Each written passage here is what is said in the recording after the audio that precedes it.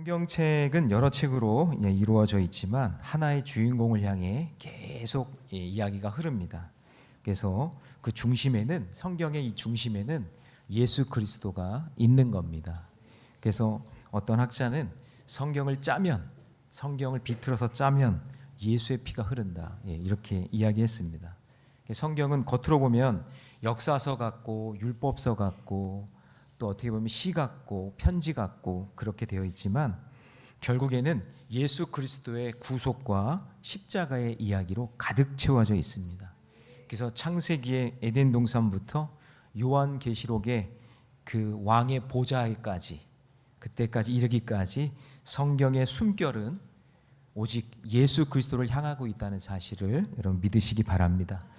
예레미야 말씀 속에서도 위대하고 강하신 그 예수님이 담겨 있는 줄로 믿습니다.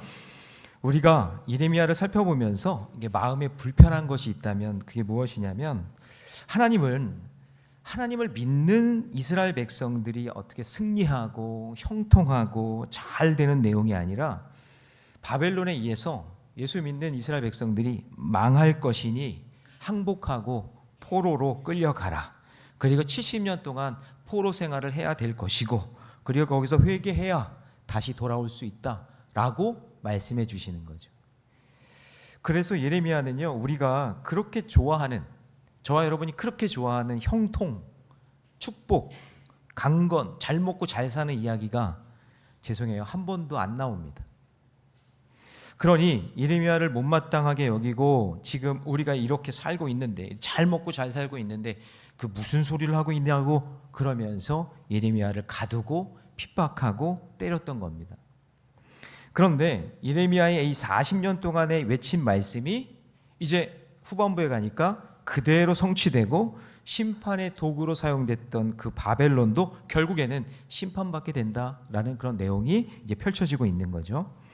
그래서 오늘 우리는 예수님이 이 땅에 오심을 기념하는 성탄의 기념주의를 보내고 있는데, 성탄, 우리를 구원할 자가 나셨다, 오셨다, 이 거룩한 탄생의 이 시간에 약속의 말씀이 그대로 성취되고 오늘 우리에게도 그 말씀이 그대로 육신으로 오신 예수 그리스도를 만나는 것처럼 오늘 우리의 약속의 말씀대로 구원을 이루시는 위대하고 강하신 예수님을 온전히 예배하는 거룩한 성탄절이 되었으면 좋겠고, 세상이 기뻐하는 그런 메리 크리스마스 하면서 즐겁게 놀고 보내는 그런 시간들이 아니라 그 예수 그리스도가 나에게 어떤 의미가 있는지 말씀을 통해서 한번 깨닫는 그런 시간이 되시기를 주님의 이름으로 축원합니다. 자, 먼저 우리가 알아야 될 건 뭐냐면 위대하고 강하신 그 주님 앞에, 그 주님이 오시는데 그 오신 주님 앞에 우리가 어떤 모습으로 서야 될지에 대한 거예요. 첫 번째는 뭐냐면, 여러분 저를 따라해 봅시다. 심판의 도구가 되지 말자. 시작. 심판의 도구가 되지 말자. 자, 우리 35절 말씀 같이 한번 읽어봅니다. 다 같이 시작. 여호와의 말씀이니라. 칼이 갈대아인의 위에와 바벨론 주민의 위에와 그 고관들과 지혜로운 자의 위에 떨어지리라. 자, 예레미야 예언의 특징은 뭐냐면요, 전혀 망하지 않고 있는데 최고의 전성기를 달리고 있을 때 예레미야가 망한다고 선포하는 거예요. 그러니까 들리지 않는 거예요, 그 말이.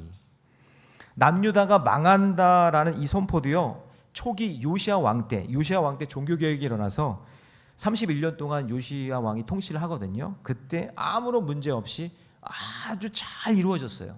행복했어요, 백성들이. 근데 그때 예레미야가 이야기하는 게 뭐냐면, 유다의 죄가 깊어졌으니 바벨론에게 망한다, 그거를 요시야 왕 때부터 40년 동안 줄기차게 얘기한 거예요. 평화로울 때도. 누가 봐도 평안한데 아무 문제가 일어나지 않을 것 같은 때에 하나님 섬기지 않고 교만하면 망한다, 그걸 선포하는 거죠. 이런 경우가 우리나라에도 있었죠, 여러분. 조선 왕조 때, 선조 임금 때, 그때 비교적 오랜 평화를 누리고 있었을 때 임진왜란이 일어나기 10년 전에 율곡이가 일본을 대비해야 된다, 그러면서 10만 양병설 그거 얘기했잖아요. 그 경고를 무시하고 장수들이 훈련을 하지 않고 당파 싸움에 막 그것 때문에 몰두하면서 네가 올 때 우리나라의 그 지금 상황 속에서 막 좌파 우파가 나눠져 가지고 싸우는 것 같이 그렇게 당파 싸움만 그렇게 몰두했잖아요. 점점 국방 약해지고 그 약해진 팀에 1592년에 임진왜란이 일어나서 7년 동안 아주 참혹한 그런 대가를 치르게 됩니다. 그러니까 지금 하나님이 예레미야를 통해서 전혀 망할 것 같지 않을 때, 지금 너무나 행복하고 좋은데 바벨론에게 항복하라라는 심판의 선포를 하고 있는 거죠.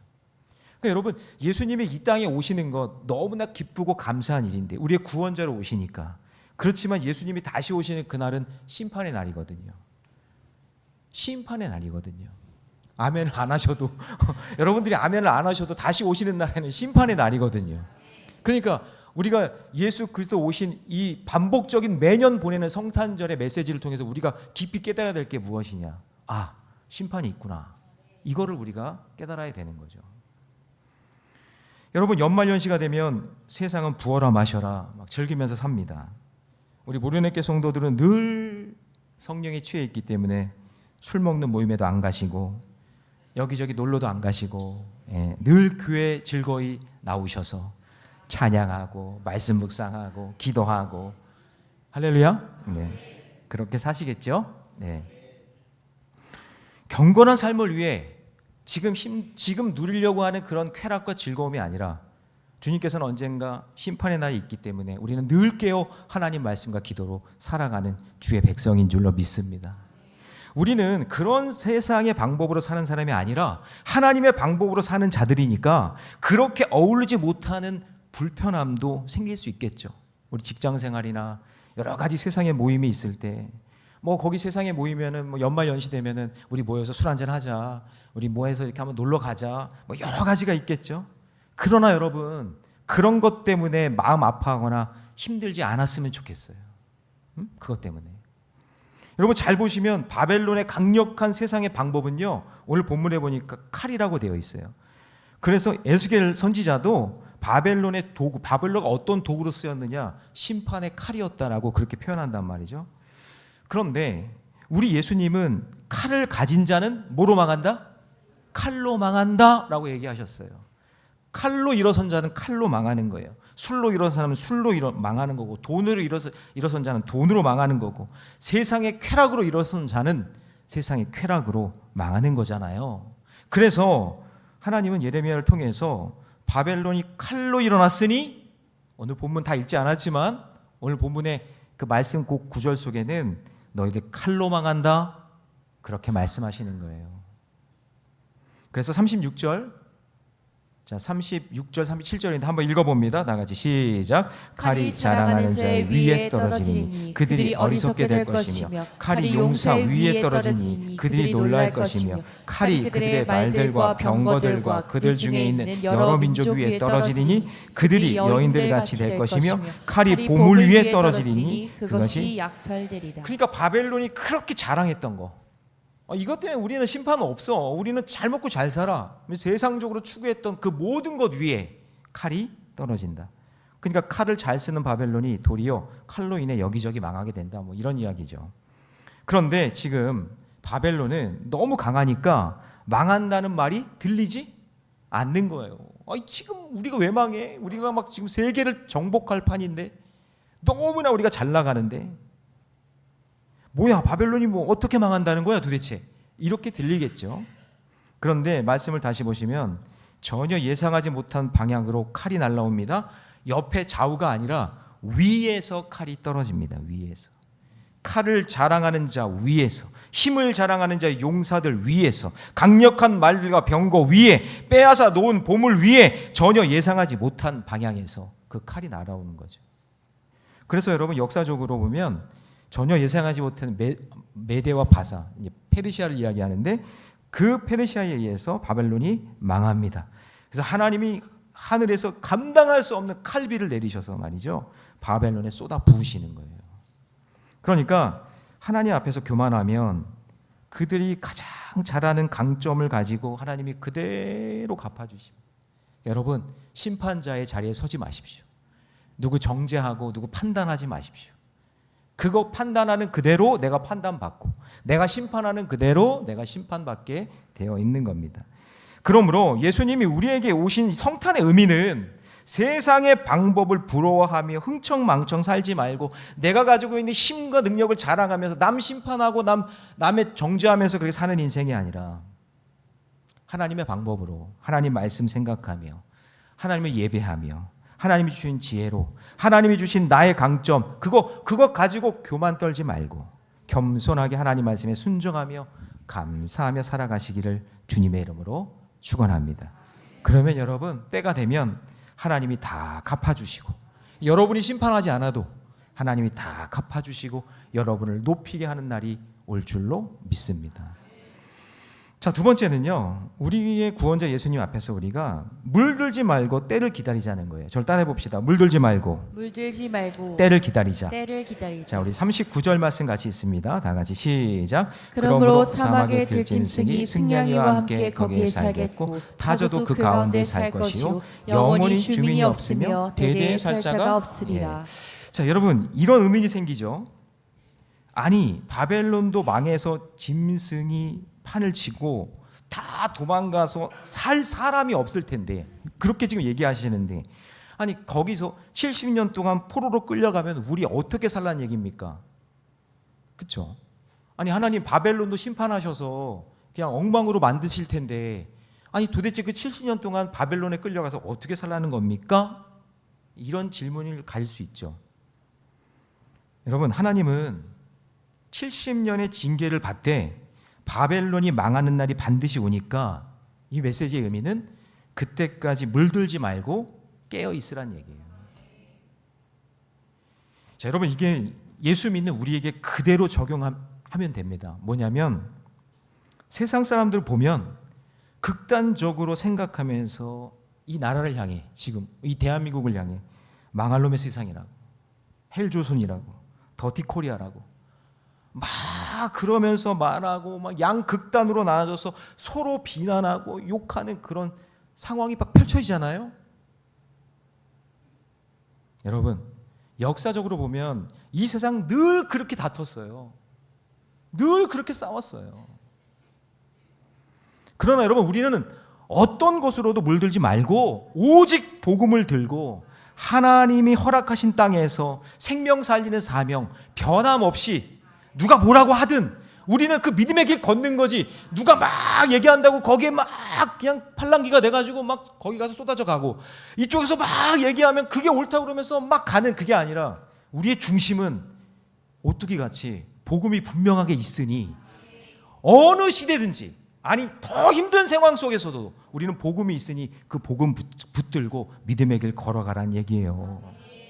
그 믿음의 길을 걷는 그 사람들의 직업을 가지고 생업을 가지고 학교에서 일터에서 열심히 살아가는 크리스찬으로 살아갈 때 하나님께서 멸망이 닥친 그 땅에도 놀라운 축복의 역사를 이루어 주시는 거고 아니면 그냥 막 이리 휘둘리고 저리 휘둘리고 그렇게 살아가면 아무것도 남은 게 없이 빈털터리가 되는 거예요.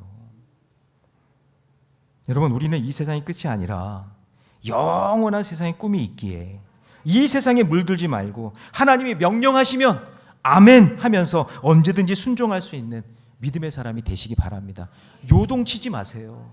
물들지 마세요. 물들지 마세요. 그래서 바벨론의 1차 포로로 끌려간 다니엘을 한번 보면 다니엘이 굉장히 상징적인 인물입니다. 정권이 여러 번 바뀌어요. 정권이 계속 바뀌어요. 포로로 끌려가는데 1차 때 끌려가거든요. 1차 때 끌려갔으니까 뭐 얼마나 힘들었겠어요. 그런데 왕도 여러 번 바뀌는데 계속 바벨론에 머물러 있었지만 바벨론에 물들지 않고 변질되지 않고 끝까지 견딘 인물이 다니엘이에요.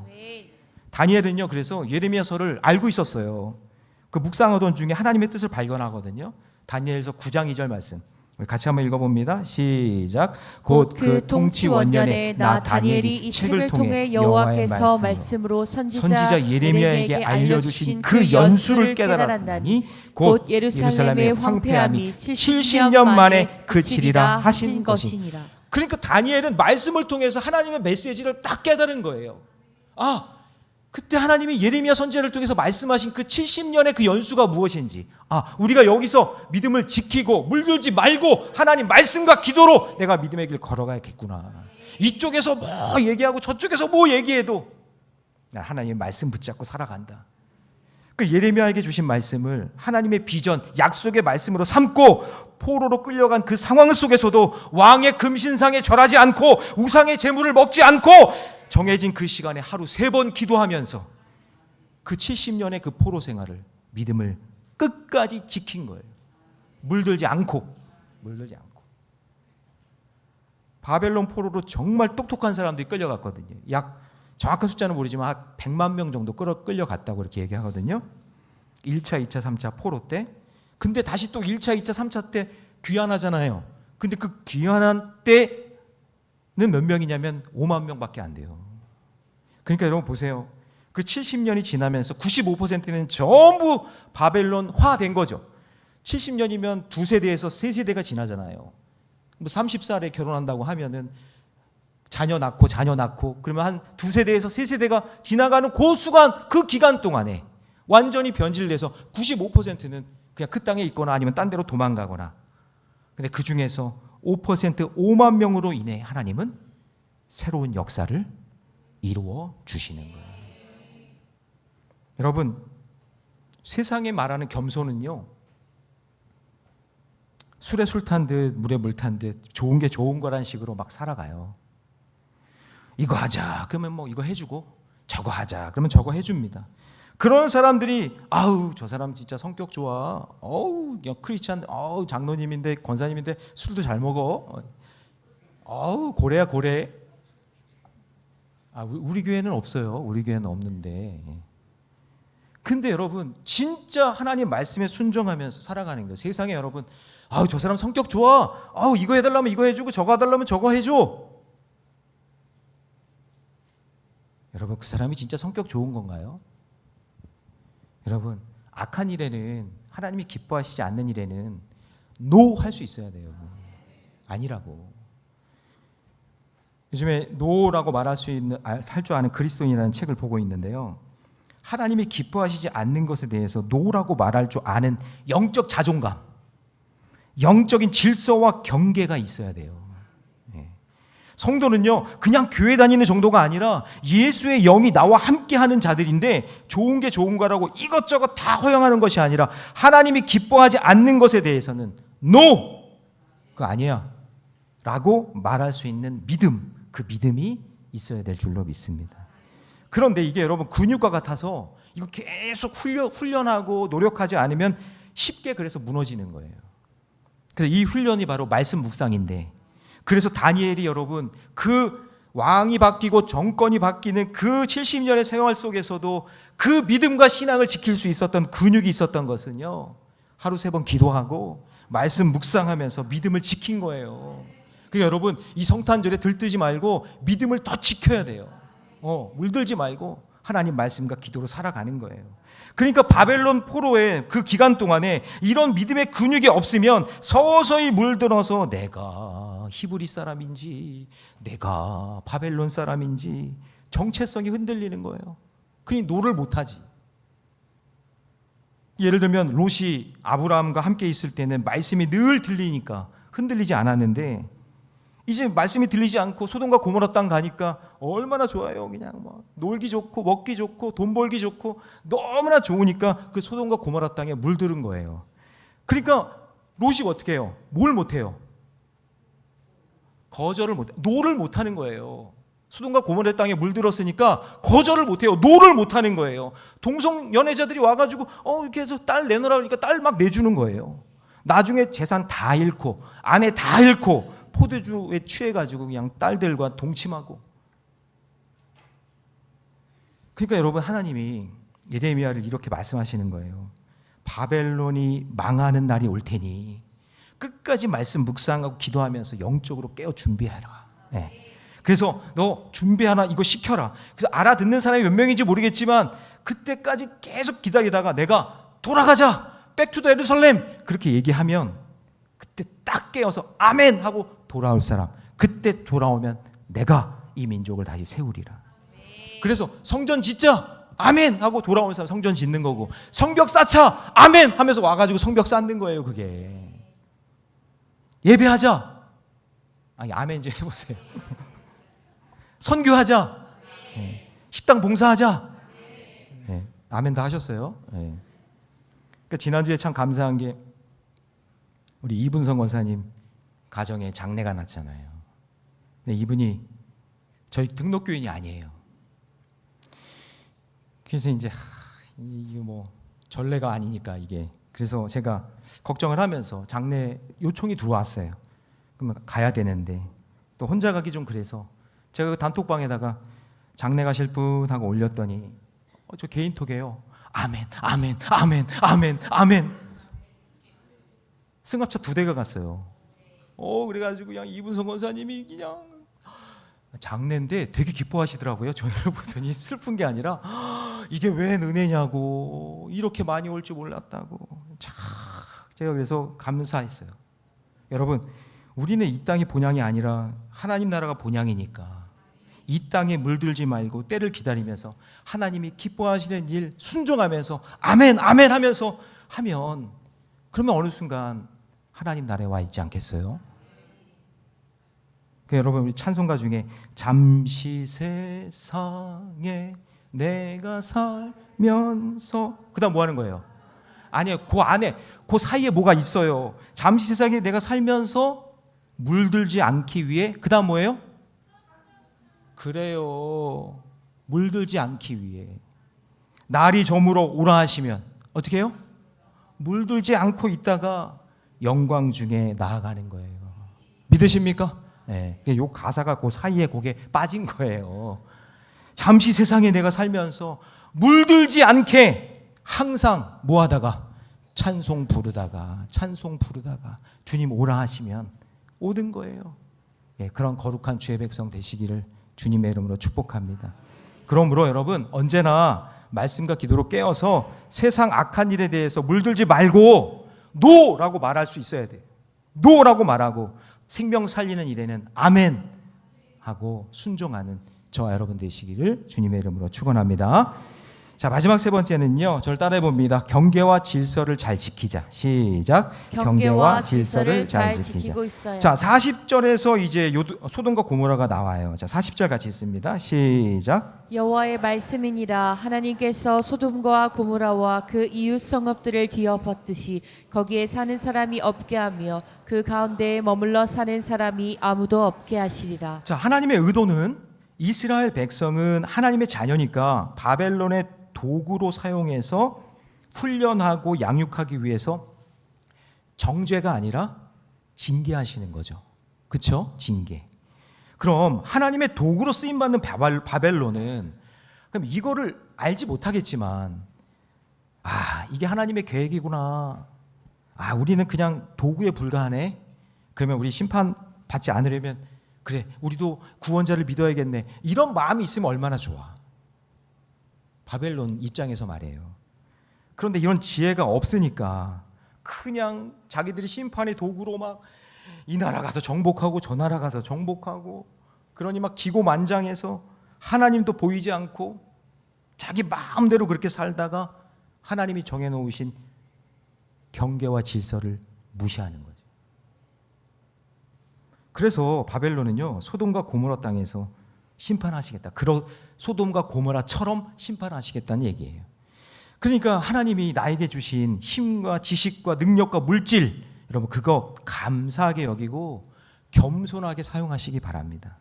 하나님이 세운 질서와 경계, 그거 무시하면서 내가 힘이 있네, 내가 뭐가 있네, 그러면서 그거 내 마음대로 사용하다가는 바벨론이 되는 거예요. 그래서 나에게 지식과 힘과 능력과 물질이 있을 때 그것을 어떻게 사용하느냐에 따라서 겸손할 수 있고 교만할 수도 있는 거예요. 그래서 경계의 질서를 잘 지키려면 여러분, 어떤 사람은 경계의 질서를 잘 지켜서 자기가 힘이 엄청나게 능력이 있는데도요, 그 능력을 자기를 위해 자기 드러나는 데 사용하지 않고 생명 살리는 데 사용하고. 근데 어떤 사람은요, 힘도 없고 그거 가진 것도 별로 없고, 이렇게 세상적으로 볼 때, 근데 그거 없는데도 있는 척하면서 사는 사람도 있잖아요.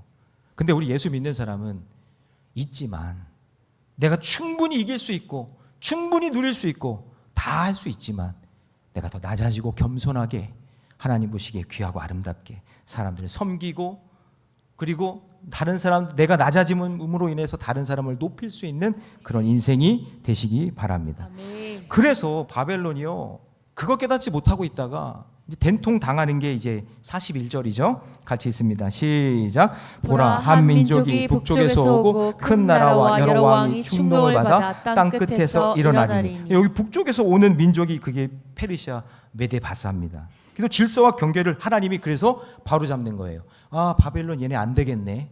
그냥 계속 이렇게 놓으면 안 되겠네. 그래서 질서와 경계를 잡으시는 거죠.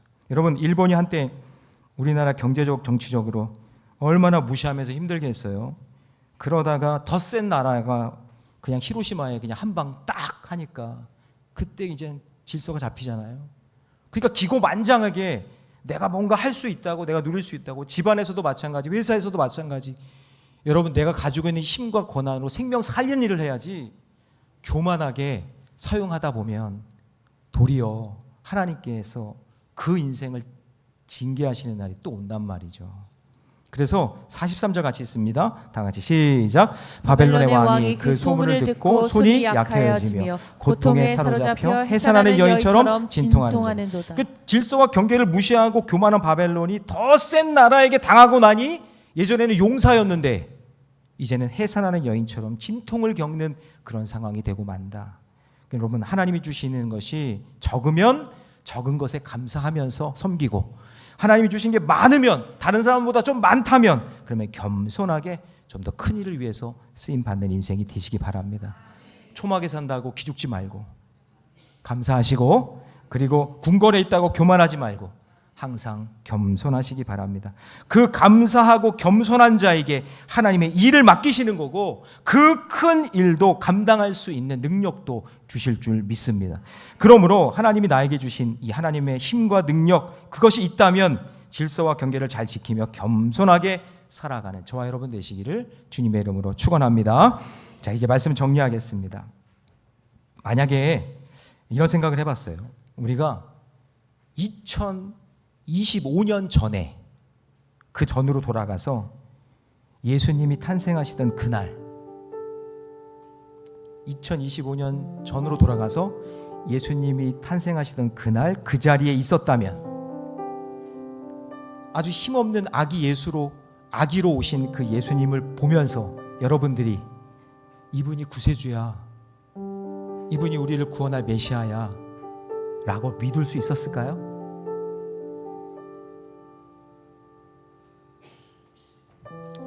그 당시에 생각하는 구세주는요, 엄청난 힘과 능력을 가진 존재로 나타날, 마치 바벨론 같은 그런 존재를 사람들이 생각했거든요. 그런데 예수님의 모습은 바벨론처럼 제국의 모습으로 강력하게 오시지 않고 아주 연약한 아기의 모습으로 이 땅에 오신 거죠.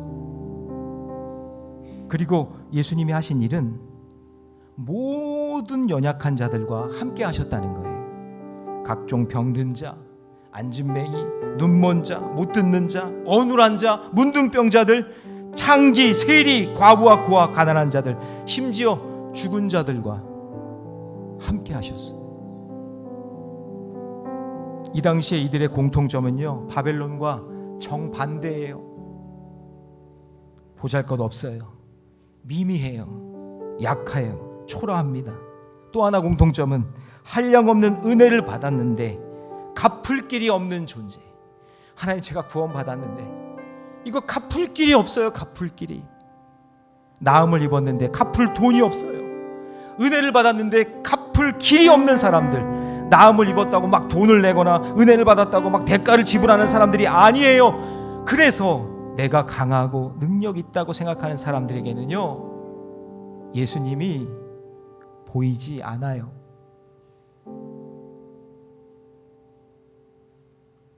바벨론처럼 세상적으로 잘난 사람, 메대와 바사같이 더 강한 자들, 그런 자들이 아니라 주님이 눈에 보이고 주님이 부르시는 자는, 주님은 우리를 의인을 부르러 온 게 아니라 죄인을 부르러 오셨다고 했잖아요.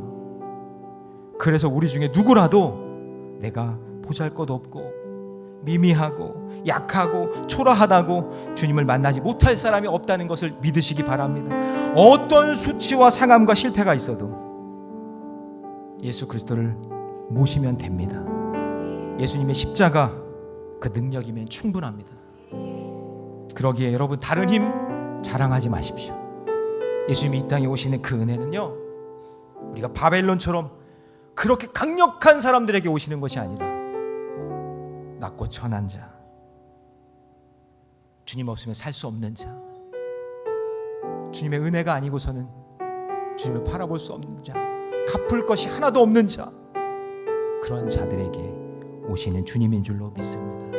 여러분 그 믿음을 가지고 살아가시고 심판의 도구가 되지 마시고 세상의 방법 좋다고 세상 쾌락에 물들지 마시고 내게 주신 그 시간과 힘과 지혜를 질서와 경계를 지키며 생명 살리는 일에 쓰임 받는 우리 모래내교회 모든 성도들이 되시기를 주님의 이름으로 축원합니다.